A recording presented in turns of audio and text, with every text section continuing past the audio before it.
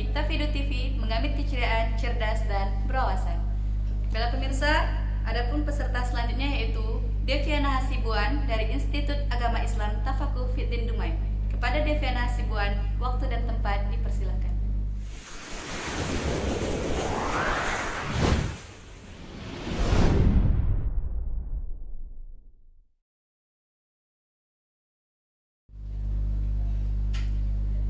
Bismillahirrahmanirrahim. Assalamualaikum warahmatullahi wabarakatuh.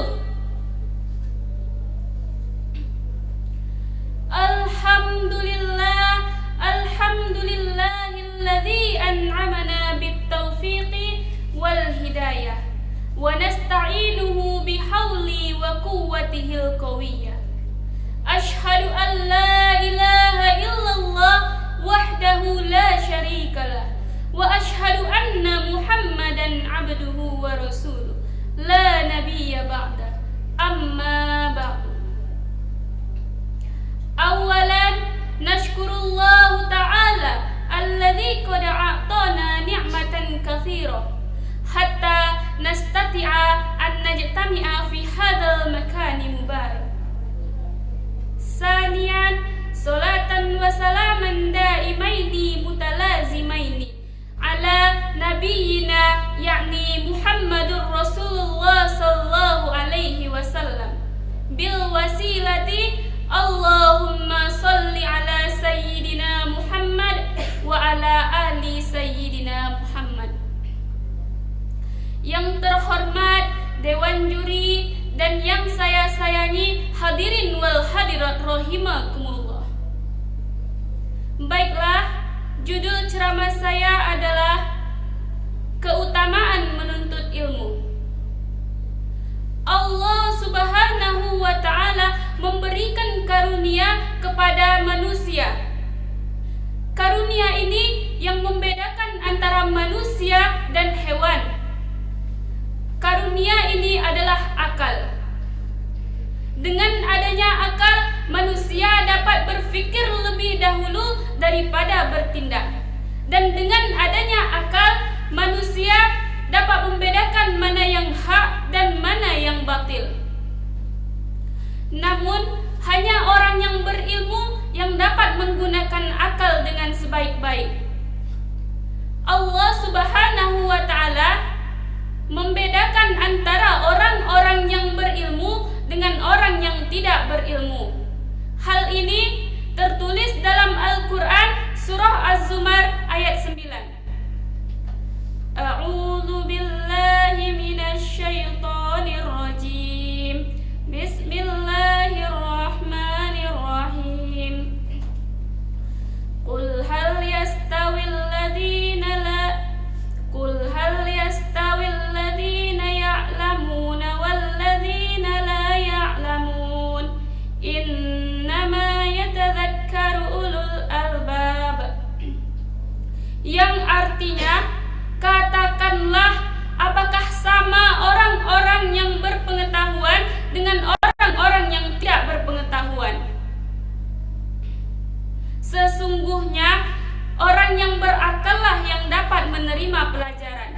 Surah Az-Zumar ayat 9. Selain itu, Nabi juga bersabda, "Talabul ilmi faridatun ala kulli muslimin." Menuntut ilmu adalah kewajiban bagi tiap-tiap orang muslim. Hadis lain juga disebutkan, "Man salaka tariqan yaltamisu fihi ilman, sahalallahu lahu tariqan ilal jannah." Artinya, barang siapa yang berjalan dalam rangka menuntut ilmu, maka Allah akan mempermudahkan jalan baginya menuju syurga. Dalam suatu riwayat dijelaskan bahwa Rasulullah SAW bertemu dengan iblis di depan sebuah masjid. Lalu Rasulullah SAW bertanya kepada si iblis, "Apakah yang engkau lakukan di sini, wahai iblis?" Iblis berkata, "Sesungguhnya aku hendak menggoda orang-orang yang beribadah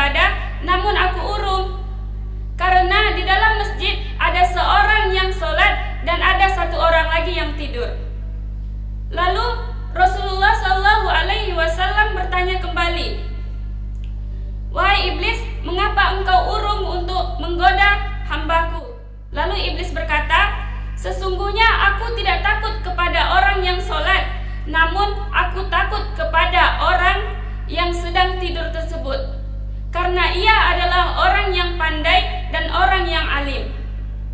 Mendengar jawaban tersebut, lalu Rasulullah SAW bersabda, tidurnya orang-orang yang berilmu lebih baik dari ibadahnya orang yang bodoh.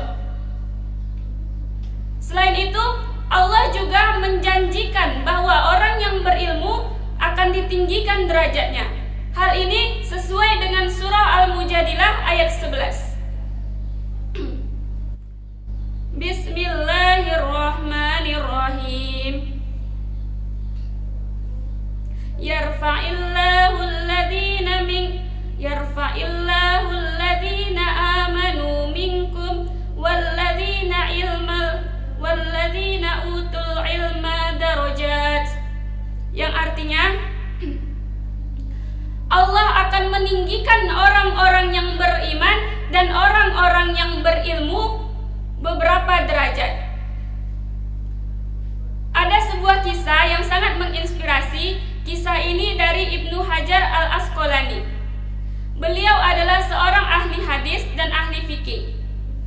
Ibnu artinya anak laki-laki, Hajar artinya batu, Asqalani artinya sebuah nama tempat, yaitu Asqalan. Beliau sebenarnya adalah anak yang cerdas. Hanya saja beliau ditimpa musibah, yaitu kehilangan ibu dan ayahnya. Hal ini membuat beban dalam pikirannya, sehingga di kelas ia sulit untuk menerima pelajaran. Pada suatu ketika, ia disuruh untuk menghafal sebuah hadis yang amat pendek. Namun, ia tidak menghafalnya. Ia tidak dapat menghafalnya walaupun terus diulang-ulangi.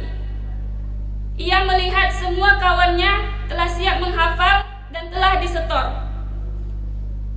Ketika itu, Ibnu Hajar putus asa dan Ibnu Hajar pergi keluar dari sekolah. Sesampainya di jalan, Allah Subhanahu wa Ta'ala menurunkan hujan yang amat deras. Lalu berteduhlah Ibnu Hajar di sebuah gua. Setelah hujan reda, Ibnu Hajar mendengar suara tetesan air di atas batu.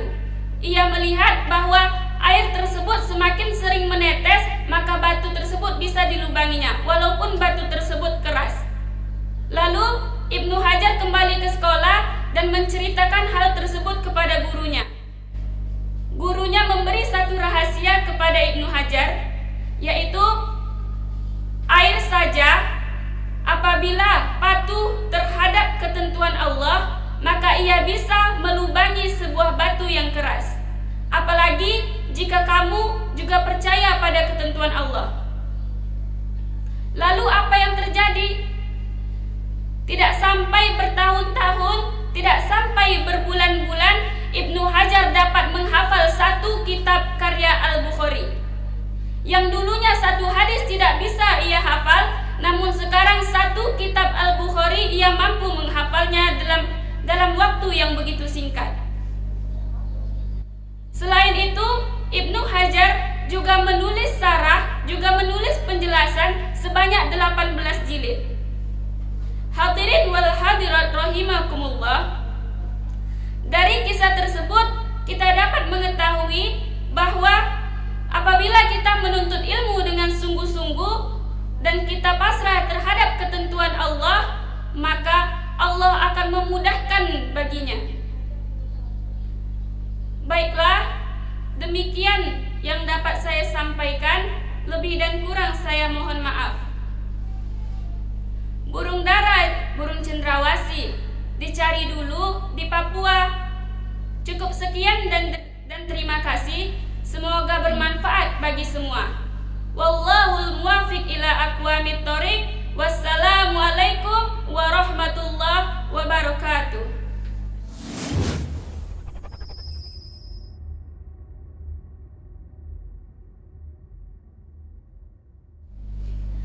Assalamualaikum warahmatullahi wabarakatuh. Nama saya Deviana. Saya membutuhkan like, comment, and share dari teman-teman semua. Baiklah, terima kasih. Wassalamualaikum warahmatullahi wabarakatuh.